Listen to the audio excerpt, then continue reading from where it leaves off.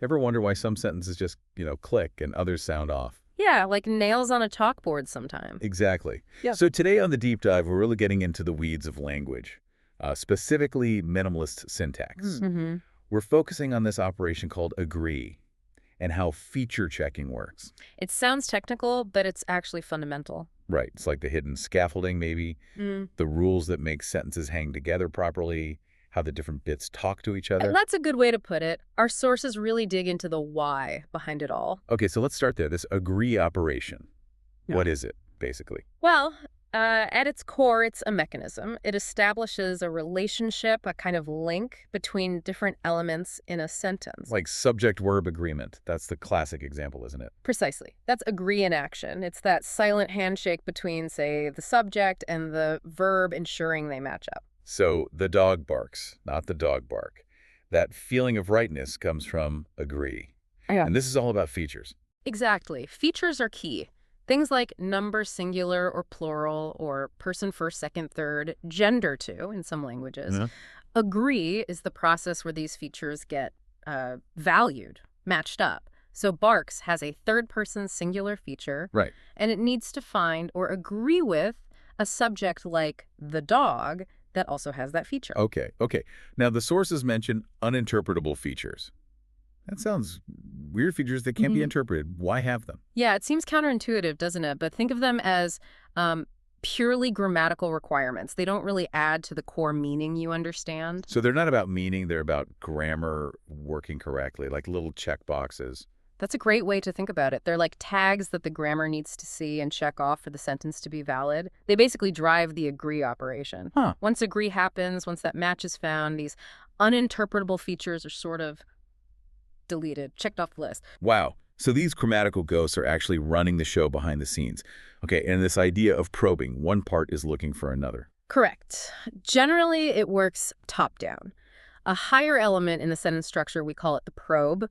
It searches downwards for a suitable element, the goal, that has the matching feature it needs. So like in dogs bark, the verb part is maybe looking down for dogs to check that plural feature. Pretty much, yeah. The verb complex might have an uninterpretable plural feature, and it probes to find the subject dogs, which has an interpretable plural feature. Got it. So agree makes things match, but then there's this talk of strong and weak features. Strong ones can actually make words move. Yes, exactly. This is where it gets really dynamic.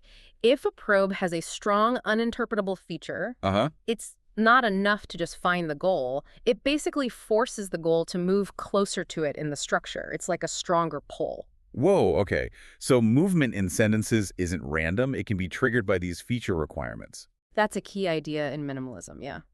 Weak features, on the other hand, can usually be checked off without needing anything to move. Fascinating. And how does this connect to grammatical case? Yeah. Like distinguishing subjects from objects. There's a very close relationship. Often the very act of agreeing, especially between certain grammatical heads and a noun phrase, is what assigns case. So when a subject agrees with the tense element of the verb, for example, that relationship assigns it nominative case, the subject case. So agree is doing double duty matching features and assigning case. In many instances, yes. It's a very efficient system. Okay, but are there limits? The sources mentioned phase boundaries, like walls within the sentence structure. Yeah, that's right. Think of phases as sort of self-contained domains within sentence, maybe like a clause. Okay. And these phase boundaries can act like barriers. Agree sometimes can't see across them. It's like trying to agree with someone in another room with the door shut. Huh. Okay, so it can block agreement. It can, yeah. Though the theory also explores ways that agree can sometimes operate across phases, but it's more complex. Right.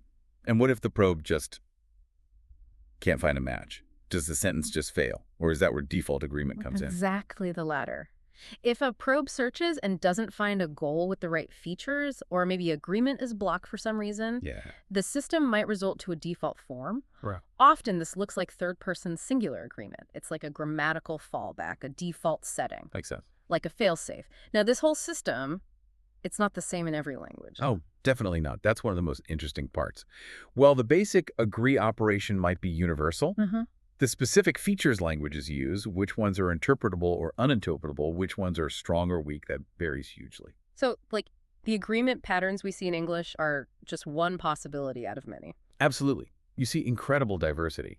Some languages have verbs agreeing with objects, or multiple agreements happening on one verb. It highlights how flexible this underlying system can be. Wow. Okay, so let's try and wrap this up. We've got this agree operation, central to grammar, Yep. driven by these uninterpretable features needing to be checked. Right.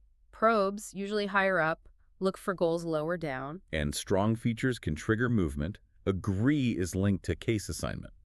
But phase boundaries can sometimes get in the way. Right, and there's default agreement as a backup.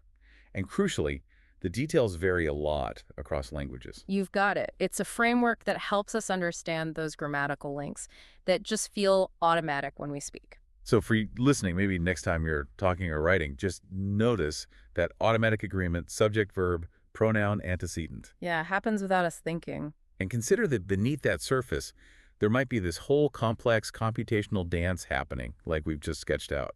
It makes you wonder, what other hidden grammatical machinery is shaping the way we communicate every single day?